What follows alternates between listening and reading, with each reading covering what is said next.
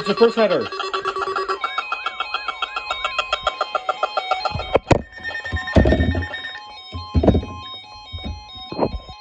Yo! This is a test of the new weather radio warning device.